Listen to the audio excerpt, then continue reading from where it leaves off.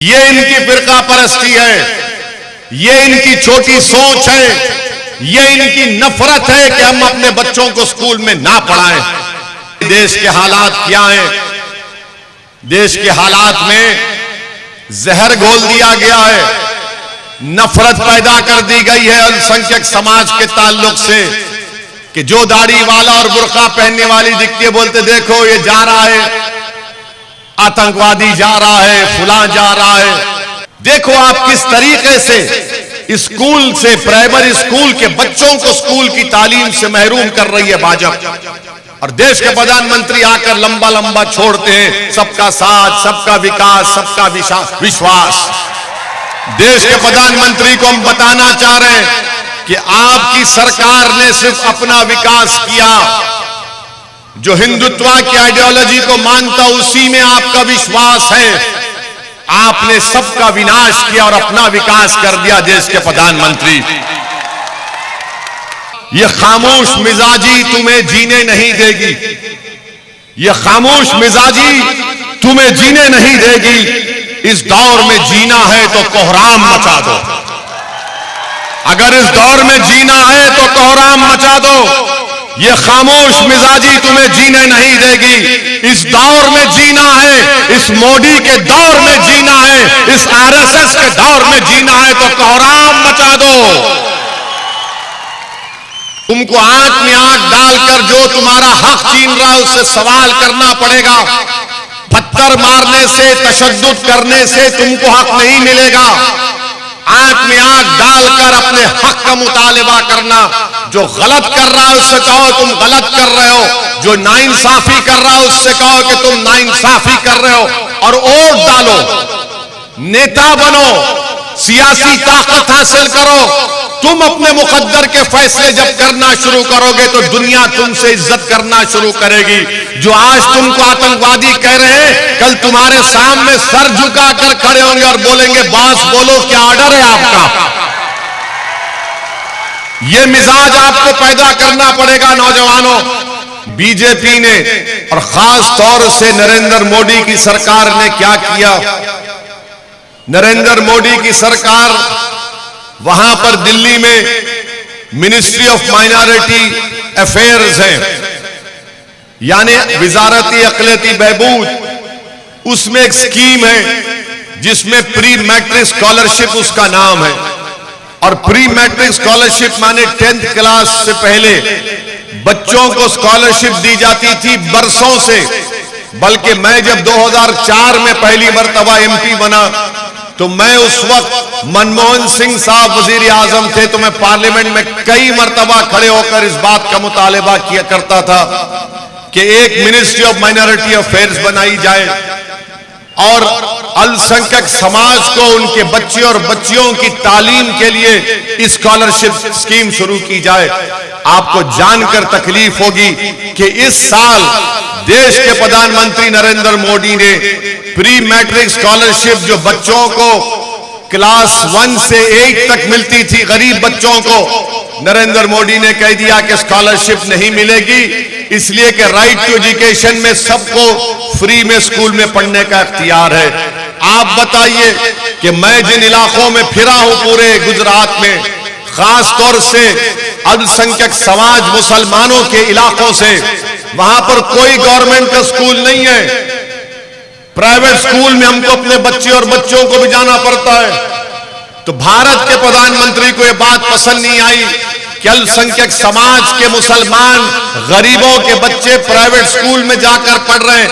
क्यों पढ़ रहे हैं? क्योंकि एडमिशन लेने के बाद वो दिल्ली की मिनिस्ट्री ऑफ माइनॉरिटी अफेयर्स को एप्लीकेशन देते थे और वो पैसा डायरेक्ट स्कूल में जाता था। आज देश के प्रधानमंत्री ने प्री मैट्रिक स्कॉलरशिप को बंद कर दिया, यह कहकर कि राइट टू एजुकेशन में फ्री एजुकेशन है। अरे कहां है मुसलमानों की बस्तियों में स्कूल? बताओ मुझे गुजरात में।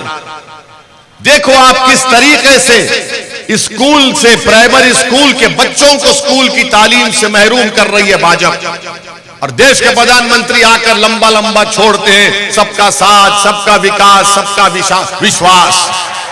देश के प्रधानमंत्री को हम बताना चाह रहे हैं कि आपकी सरकार ने सिर्फ अपना विकास किया, जो हिंदुत्व की आइडियोलॉजी को मानता उसी में आपका विश्वास है। आपने सबका विनाश किया और अपना विकास कर दिया देश के प्रधानमंत्री। आप बताइए कि गरीब बच्चे जो गवर्नमेंट के स्कूल नहीं है तो मां बाप में फिक्र होती है कि मैं अपनी बेटी को अपने बच्चे को पढ़ाऊं। अगर गरीब भी होता है, पंचर की दुकान पे काम करता है या लेबर होता है, बोले कम से कम मेरा बेटा बेटी 10वीं जमात तक पढ़ ले। प्राइवेट स्कूल में डालता है स्कॉलरशिप के पैसे, उसको नहीं आते, स्कूल के आते हैं अकाउंट में। देश के प्रधानमंत्री की सरकार ने प्री मैट्रिक स्कॉलरशिप को बंद कर दिया और ना सिर्फ अल्पसंख्यक समाज के लिए बल्कि दलितों के बच्चों को भी बंद कर दिया। ये बात दलित भाइयों को भी सोचना पड़ेगा। क्यों भारत के प्रधानमंत्री नहीं चाहते कि गरीब मुसलमान और दलित के बच्चे 10वीं जमात तक पढ़ ले, 10th क्लास तक? क्यों दुश्मनी निकाल रहे हैं उनसे देश के प्रधानमंत्री? क्यों हमको आप रोकना चाह रहे हैं? हमारे बच्चे, दलितों के बच्चे आसमानों की बुलंदियों तक पहुंचना चाहते हैं पढ़ लिख कर, मगर देश के प्रधानमंत्री नहीं देखना चाहता कि दलित, आदिवासी और अल्पसंख्यक समाज और उसमें मुसलमान के बच्चे 10th क्लास तक पढ़ सकें। ये इनकी फिरका परस्ती है, ये इनकी छोटी सोच है, ये इनकी नफरत है कि हम अपने बच्चों को स्कूल में ना पढ़ाएं। मेरी इज्जतदार मां और बहनों, बरसों से मिल रहे पैसे सिर्फ इस साल बंद कर दिया गया है।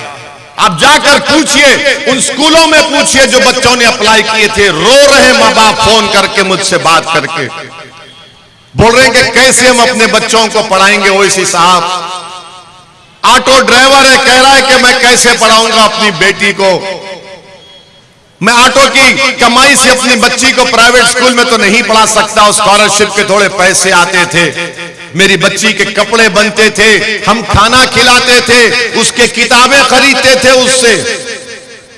ये भाजपा का असली चेहरा है। और फिर आप जानते हैं कि देश के हालात क्या हैं। देश के हालात में जहर घोल दिया गया है, नफरत पैदा कर दी गई है अल्पसंख्यक समाज के ताल्लुक से, कि जो दाढ़ी वाला और बुर्का पहनने वाली दिखती है, बोलते देखो ये जा रहा है, आतंकवादी जा रहा है, फुला जा रहा है। बल्कि हद तो ये हो गई कि कर्नाटका के एक यूनिवर्सिटी में उसके क्लास के अंदर एक प्रोफेसर ने एक मुसलमान बच्चे से पूछा तुम्हारा नाम क्या है? तो उस बच्चे ने, नौजवान बच्चे ने कहा, बड़ी यूनिवर्सिटी है, प्राइवेट यूनिवर्सिटी है। उसने कहा मेरा नाम, मुसलमान नाम कहा उसने। तो प्रोफेसर ने कहा तू कसाब है, यानी अजमल कसाब है तू। आप बताइए नफरत कहां चले गई? दौलतमंदों में, गरीबों से निकलकर प्राइवेट यूनिवर्सिटी में चले गई। मैं सलाम करता हूं उस नौजवान बच्चे को।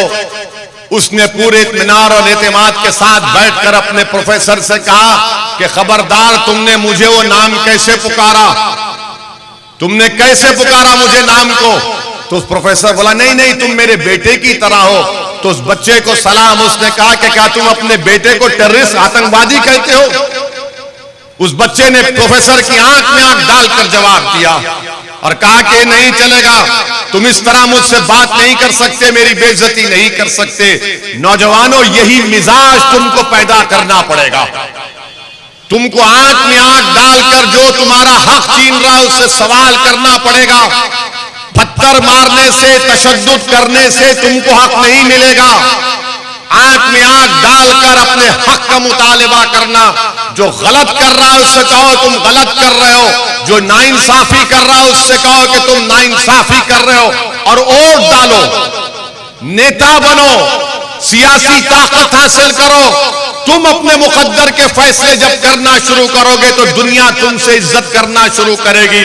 जो आज तुमको आतंकवादी कह रहे हैं, कल तुम्हारे सामने सर झुकाकर खड़े होंगे और बोलेंगे बॉस बोलो क्या ऑर्डर है आपका।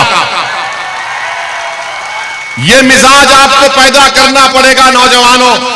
मुझे उम्मीद इन नौजवान बच्चे और बच्चियों से, किसी शायर ने बड़ा खूब कहा था, यह खामोश मिजाजी तुम्हें जीने नहीं देगी, यह खामोश मिजाजी तुम्हें जीने नहीं देगी। इस दौर में जीना है तो कोहराम मचा दो। अगर इस दौर में जीना है तो कोहराम मचा दो। ये खामोश मिजाजी तुम्हें जीने नहीं देगी। इस दौर में जीना है, इस मोदी के दौर में जीना है, इस आरएसएस के दौर में जीना है तो कोहराम मचा दो। उस मासूम बच्चे ने जो जवाब दिया, मुझे बहुत खुशी हुई कि उसने प्रोफेसर से कहा कि ये नहीं चलेगा। मगर ये तो रोजमर्रा का मसला है।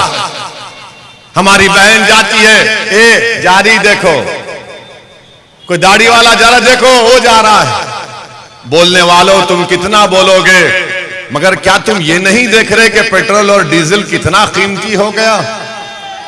हमको गाली देने वालों क्या तुम नहीं देख रहे कि तुम्हारे बेटों को तनख्वाह नहीं मिलती है, नौकरी नहीं मिलती है? मगर फिर भी बोलेंगे कुछ भी हो, कुछ भी हो, इनको तो ठिकाने लगा दिया। मगर याद रखो, हमको देखकर हम पर इल्जाम लगाने वालों, तुम उस बच्चे को जलील नहीं किए, तुम भारत के संविधान को कमजोर करना चाहते थे। मेरे अजीज दोस्तों और बुजुर्गों, इसीलिए मैं कह रहा हूं कि आपकी आवाज की जरूरत है। अच्छा, हैरत की बात यह थी, वो अकेला बच्चा, मुसलमान बच्चा अपने प्रोफेसर से बात कर रहा है, तो उस बच्चे को बाजू बैठने वाला उसको बोल रहा है खामोश खामोश, पीछे बैठने वाला उस खंडे को खींच रहा। मुझे दिखा कि मुझसे भी ऐसी होता है। जब चुनाव लड़ने जाता हूं, ऐसा वैसे क्यों जाते यार, गुजरात को रुको ना। कोई ऐसा हाथ पकड़ता, मैं उनको बोलता हूं भाई बाजू हट, मैं मुकाबला करने जा रहा हूं, मैं अपने मुकद्दर को आजमाने जा रहा हूं। तुम अगर मेरा साथ नहीं देना चाहते मत दो, मगर मुझे तो मुकाबला करने दो, ताकि कल जब मैं मर के जाऊंगा इस खबर में, तो कम से कम मेरे दिमाग में तिश्नगी तो नहीं रहेगी कि अरे मैंने मुकाबला नहीं किया था। मैं मुकाबला करना चाहता हूं, मैं मुकाबला करूंगा, हम सब मुकाबला करेंगे।